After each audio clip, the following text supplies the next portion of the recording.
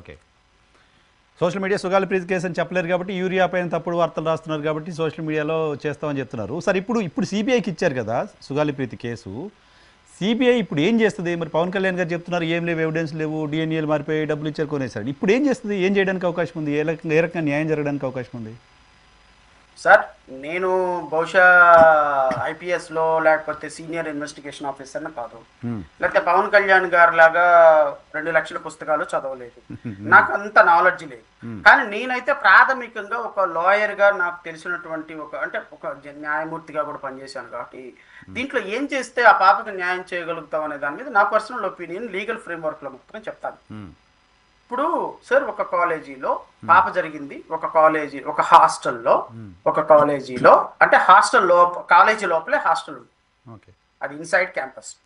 So inside campus లో ఒక పాప అనుమానాస్పద మృతిగా 2017 ఆగస్టు 19వ తారీఖున మధ్యాహ్నం 12 గంటలకి హ్యాంగింగ్ చేసుకుని చనిపోయింది.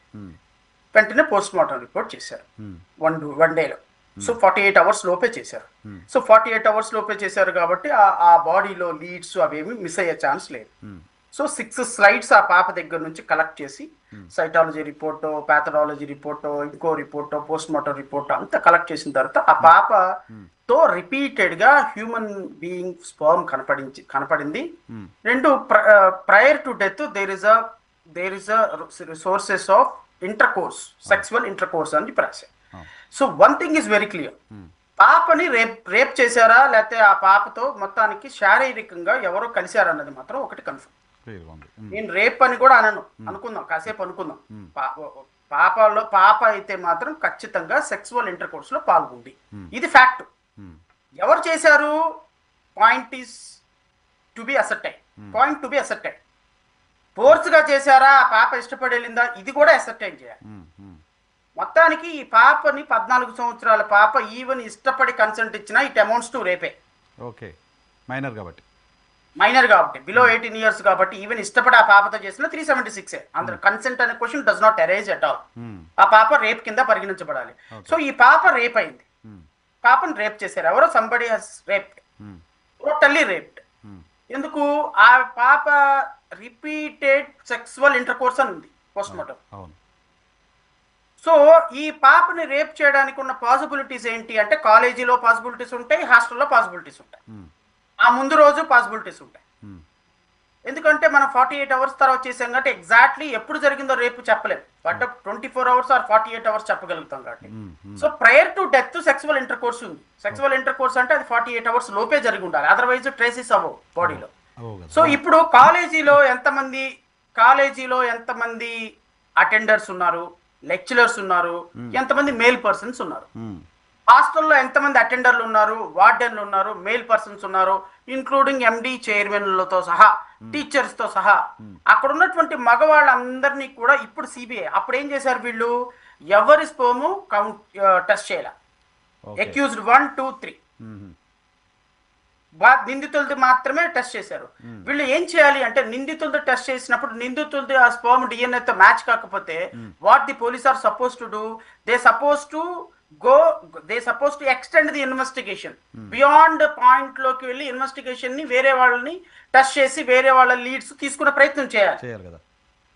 ఇన్వెస్టిగేషన్ ఏం చేశారు, తల్లిదండ్రులు వీళ్ళ మీద ముగ్గురు మీద ఏలైతే చూపించారని డిఎన్ఏ మ్యాచ్ అవ్వకపోయినప్పటికీ వాళ్ళ దగ్గర డబ్బులు తీసుకొని తెలుగుదేశం పార్టీ నాయకులు కాబట్టి మమాని ఛార్జ్ షీట్ ఫైల్ చేశారు.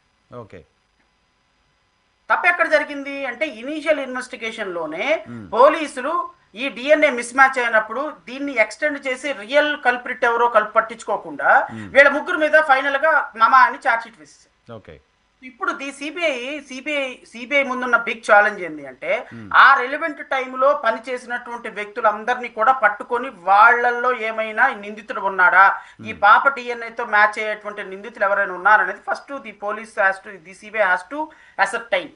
ఓకే, అది ఎంతమంది అయినా కానీ 1000 మంది ఉంటే 1000 మంది. ఇప్పుడు వివేకానంద రెడ్డి హత్య కేసులో 5000 మందిని ఇప్పటి వరకు రమారమి విచారణ చేశారు. మహా అయితే ఆ కాలేజీలో చదివిన వాళ్ళు ఇడిదిప్పితే 200-300 మంది కంటే ఎక్కువ ఉండకపోవచ్చు, ఎంప్లాయీస్ కావచ్చు, టీచర్లు కావచ్చు.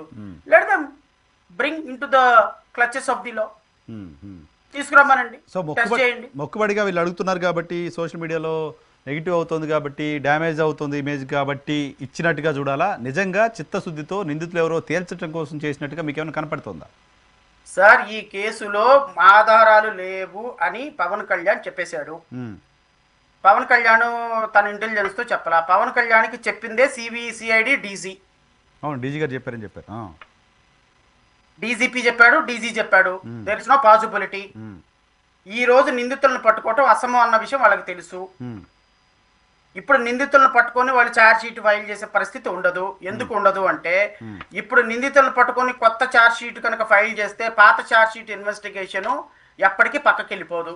విత్డ్రా చేసుకున్న క్వశ్చన్ లేదు. మీకు ఒక లాలో చాలా ఇంపార్టెంట్ ఫ్యాక్టర్ అవుతుంది.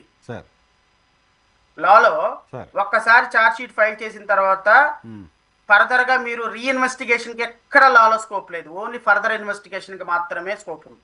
రీఇన్వెస్టిగేషన్ ఛాన్స్ లేదు. అసలు రీఇన్వెస్టిగేషన్ అనే పదమే లేదు. సో ఛార్జ్ షీట్ లో ఉన్న ప్రతి అక్షరం వాళ్ళు మనసా వాచా కర్మన నమ్మి దానికి సంబంధించిన ఎవిడెన్స్ ఉంటే మాత్రమే ఛార్జ్ షీట్ లో పెడతారు. ఫర్ యువర్ కైండ్ ఇన్ఫర్మేషన్, ఒక్కసారి ఫస్ట్ ఛార్జ్ షీట్ లో ఇన్వెస్టిగేషన్ లో ఎగ్జామిన్ చేసిన ఎవిడెన్స్ ని కానీ, ఎగ్జామిన్ చేసినటువంటి సాక్షులను కానీ మళ్ళా విచారణ చేయడానికి లేదు. ఆ సాక్షులను మార్చడానికి లేదు. మరలా వాళ్ళని ఎగ్జామిన్ చేసే అవకాశం ఈ పోలీసులకు లేదు. ఎగ్జాక్ట్లీ మీకు నేను ఉదాహరణ చెప్తా. మొన్న అనంతబాబు కేసులో రీఇన్వెస్టిగేషన్కి ఆర్డర్ చేసింది ప్రభుత్వం. అనంతబాబు హైకోర్టుకు వచ్చాడు. హైకోర్టుకు వచ్చినప్పుడు హైకోర్టులో జరిగిన వాదోపవాదనలు ఇదే. కొన్ని వందల మందిని ఎగ్జామిన్ చేసి ఛార్జ్ షీట్ ఫైల్ చేసి నెంబర్ అయ్యి విచారణ మొదలుపెట్టిన సందర్భంలో మరలా ప్రభుత్వం దీన్ని రీఓపెన్ చేస్తాను అంటే కుదరదు.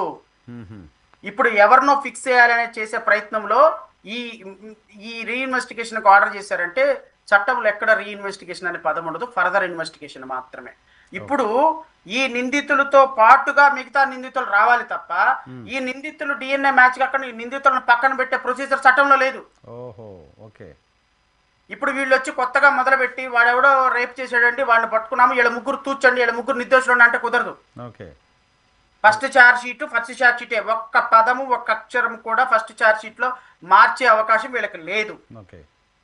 సో చట్టంలో లేదు. విచారణ కంప్లీట్ అయితే ట్రయల్స్ దాకపోతే అప్పుడు ట్రయల్స్ లో ఏం జరుగుతుందో చూస్తే అప్పుడు వాళ్ళు దోషులా నిర్దోషులా తేలిపోతుంది. ఇప్పుడు వీళ్ళతో పాటుగా కొత్త దోషులను కనిపెట్టాల్సిందే. వీళ్ళు ఖచ్చితంగా దోషులుగా ఉంటారు. వీళ్ళ లేని ఛార్జ్ షీట్, వీళ్ళ లేని కేసు ఇంకా అసలు లేనే లేదు. సో ఇది చాలా క్లిష్టమైనటువంటి విషయం. సో ఇప్పుడు ఇవన్నీ కూడా దే నో వెరీ వెల్. అందుకోసమని కేవలం సోషల్ మీడియా దెబ్బకు తట్టుకోలేక మాలాంటి వాళ్ళ దెబ్బకో మీలాంటి వాళ్ళ దెబ్బకో మిడిల్ వేలో ఉండి సమాజం బాగుండాలని కోరుకునే వాళ్ళ న్యూట్రల్ పీపుల్ దెబ్బకు తట్టుకోలేక ఈ రోజున మమ అని చేతులు మీరు తెలుపుకుని సిబిఐకి ఇచ్చారు తప్ప సిబిఐకి ఇవ్వాలని చిత్తశుద్ధి చంద్రబాబు నాయుడుకి లేదు, నారా లోకేష్కి లేదు, పవన్ కళ్యాణ్కి అంతకంటే లేదు. బట్ న్యాయం అయితే జరగాలి. కోరాం సిబిఐకి ఇవ్వమని. సిబిఐ ఏం చేస్తుందో చూద్దాం.